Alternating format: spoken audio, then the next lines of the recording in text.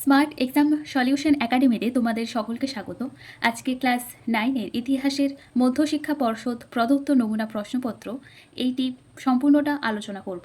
তোমরা দেখো, আমি রাষ্ট্র ফরাসি রাজা চতুর্দশ লুইয়ের এই উক্তিটিতে ফুটে ওঠে স্বৈরাচারী রাজতন্ত্রের ধারণা। ফ্রান্সকে ভ্রান্ত অর্থনীতির জাদুকর বলে মন্তব্য করেছিলেন অ্যাডাম স্মিথ। থার্ড এস্টেটের প্রতিনিধিরা দাবি করেছিলেন থার্ড এস্টেটের মাথাপিছু ভোট অধিকার। বাস্তিল দুর্গের পতন হয়েছিল এটা 14 জুলাই 1789। ফরাসি চার্চ আদায় করত টাইথ।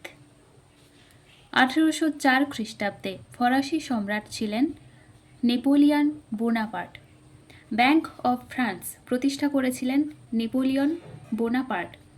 টিলসিটের সন্ধি স্বাক্ষরিত হয়েছিল ফ্রান্স ও রাশিয়ার মধ্যে। নেপোলিয়নের মহাদেশীয় অবরোধের মূল লক্ষ্য ছিল England. Confederation of the Rhine গড়ে উঠেছিল 1806 খ্রিস্টাব্দে। দুইয়ের দাগে দেখো, নিচের প্রশ্নগুলির উত্তর দাও। একটা হবে মন্তেস্কু। মানুষ ও নাগরিকের অধিকারের ঘোষণা, এরটা হবে ফরাসি সংবিধান সভা। ফন্টেনব্লুর সন্ধি, নেপোলিয়ন বোনাপার্ট। বিভাগ গ, 3-এর দাগের উত্তরগুলি দেখো। প্রথমে রয়েছে দৈব রাজতন্ত্র বলতে কি বোঝায়। দৈব রাজতন্ত্র হলো এমন একটি শাসন ব্যবস্থা যেখানে মনে করা হয় রাজা ঈশ্বরের কাছ থেকে শাসনের ক্ষমতা পেয়েছেন, তাই রাজা তার কাজের জন্য জনগণের কাছে নয়, কেবল ঈশ্বরের কাছেই দায়ী। 2-এর দাগে জ্যাকোবিন শাসন কী ছিল। 1793 থেকে 94 খ্রিস্টাব্দে ফরাসি বিপ্লবের সময় জ্যাকোবিন দলের নেতা ছিলেন ম্যাক্সিমিলিয়ান রোবুসপিয়রের নেতৃত্বে। যে কঠোর শাসন ব্যবস্থা প্রতিষ্ঠিত হয়েছিল তাকে জ্যাকোবিন শাসন বলা হয়। এই সময় বিপ্লবীদের গিলোটিনের সাহায্যে কঠোরভাবে দমন করা হয়েছিল। কোড নেপোলিয়ন কি। 1804 খ্রিস্টাব্দে নেপোলিয়ন বোনাপার্ট যে নতুন আইন সংহিতা প্রবর্তন করেন তাকে কোড নেপোলিয়ন বলা হয়। এতে আইনের দৃষ্টিতে সমতা, সম্পত্তির অধিকার ও ধর্মীয় স্বাধীনতার স্বীকৃতি দেওয়া হয়। কনফেডারেশন অব দ্য রাইন কেন গঠন করা হয়েছিল। 1806 খ্রিস্টাব্দে নেপোলিয়ন বোনাপার্ট জার্মানির কয়েকটি ছোট রাজ্যকে নিয়ে কনফেডারেশন অব দ্য রাইন গঠন করেন। এর উদ্দেশ্য ছিল জার্মান অঞ্চলে ফ্রান্সের প্রভাব বৃদ্ধি করা এবং পবিত্র রোমান সাম্রাজ্যের শক্তি দুর্বল করা। নেপোলিয়ন বিরোধী মিত্রপক্ষে কোন কোন শক্তি যোগ দিয়েছিল। নেপোলিয়নের বিরুদ্ধে গঠিত মিত্রপক্ষে প্রধানত ইংল্যান্ড, রাশিয়া, অস্ট্রিয়া এবং প্রুশিয়া যোগ দিয়েছিল। এই শক্তিগুলি একত্র হয়ে নেপোলিয়নের বিরুদ্ধে যুদ্ধ করেছিল। বিভাগ ঘ, 4-এর দাগে যে কোশ্চেনটি রয়েছে, বিপ্লব পূর্ববর্তী ফরাসি অর্থনীতি কিভাবে ফরাসি বিপ্লবের ভূমিকা নিয়েছিল। এই কোশ্চেনটি প্রাইমাটিন সহায়িকায় 27 নম্বর পেজে রয়েছে। এই যে কোশ্চেনটি রয়েছে, ফরাসি বিপ্লব সামাজিক, অর্থনৈতিক ও রাজনৈতিক কারণ আলোচনা করো। এইটারই তোমরা অর্থনৈতিক যে কারণটি রয়েছে, অর্থনৈতিক কারণ এইখান থেকে রাজনৈতিক কারণের আগে পর্যন্ত এটা লিখে দিলেই চলবে। আর তোমাদেরকে বলে রাখি যে এই সহায়িকাটি পুরনো, নতুন নয়, তাই তোমাদের সহায়িকার সাথে হয়তো পেজের অমিল হতে পারে।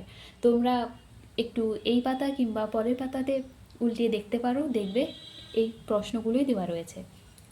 4-এর থেকে 2 নম্বর কোশ্চেন, ফরাসি বিপ্লবে সাধারণ মানুষের যোগদানের বিষয়ে একটি টিকা লেখো। এইটি 36 নম্বর পেজে রয়েছে। ফরাসি বিপ্লবের তৃতীয় এস্টেটের ভূমিকা, ফরাসি নারী সমাজে এই বিপ্লবে কী ভূমিকা পালন করেছিল। এই প্রশ্নটার উত্তর এটাই হবে। তোমরা ভালো করে দেখে নাও। 4-এর 3 নম্বর কোশ্চেন, মহাদেশীয় অবরোধ কিভাবে নেপোলিয়নের পতনের কারণ হয়েছিল। এই কোশ্চেনের অ্যান্সারটি 90 পৃষ্ঠায় রয়েছে। মহাদেশীয় অবরোধ ব্যবস্থা নেপোলিয়নের পতনের জন্য কিভাবে দায়ী ছিল, যেটি রয়েছে এটা পুরোটা লিখে দেবে। বিভাগ ও 5-এর দাগের কোশ্চেন, 1 নম্বর, ফরাসি বিপ্লবে দার্শনিকদের অবদান ছিল বিশেষ গুরুত্বপূর্ণ, মন্তব্যটি যুক্তিসহ আলোচনা করো। এটি 28 নম্বর পেজে রয়েছে।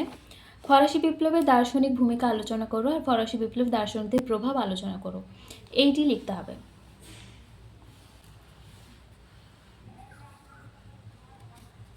শেষে মন্তব্য দেওয়া রয়েছে, মন্তব্যের অংশ এটা।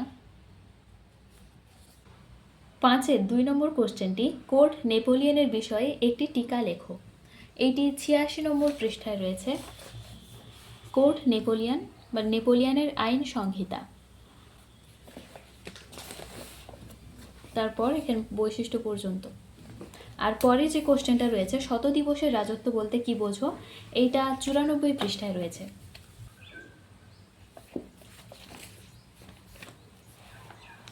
দেখো, শত দিবসের রাজত্ব কি বোঝায়, এইখান থেকে এত দূর পর্যন্ত লিখতে হবে। তাহলে চলো আজকে এখানেই শেষ করছি। এরপর পরের দিন আমরা 1 নম্বর স্কুলটি আরামবাগ গার্লস হাই স্কুল, এটি সম্পূর্ণটা আলোচনা করব। ক্লাসটি তোমাদের ভালো লাগলে ভিডিওটি লাইক করো, সাবস্ক্রাইব করে রেখো চ্যানেলটা, আর অবশ্যই বন্ধুদের সাথে শেয়ার করো।